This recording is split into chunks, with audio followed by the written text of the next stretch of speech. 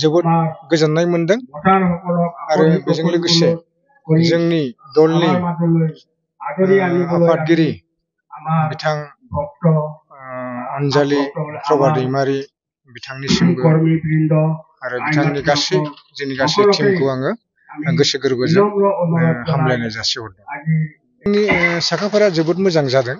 नोंथांमोना दिनैबो नुबाय जोङो गोदानै दाजानाय दलबाबो जोङो दा गासै मोन 25 बियाबावहाय जोङो बिजाथि थिसननो हादों।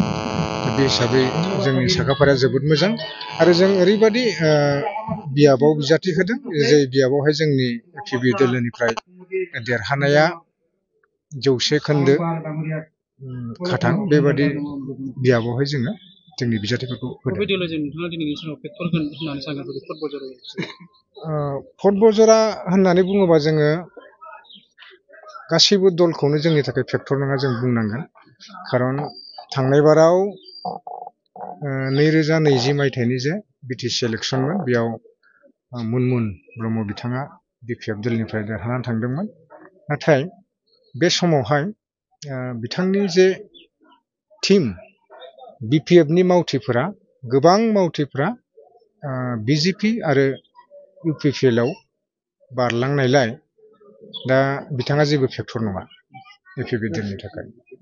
दा जोङो नुबाय थानायाव जोङो हानि जेंनाखौ जों नुदों।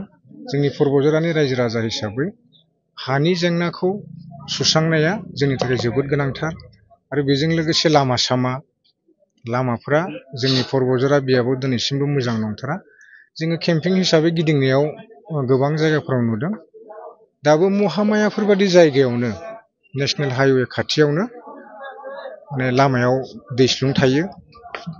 सेन्देल आखायाव लानानै थाबायलांनो गोनां जायो आरो नोङो ओरै मुस्लिम गामिफोराव हाबोबा बेफ्रावबो जोङो सेन्देल खुनानै थाबायलांनो गोनां जायो।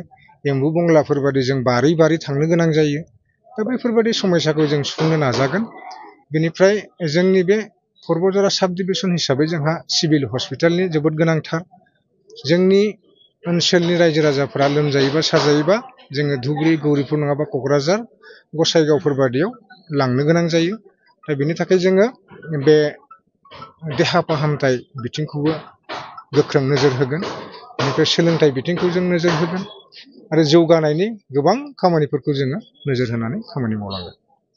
नमिनेशन बिलाइखौ माला साबमिट खालामगोन?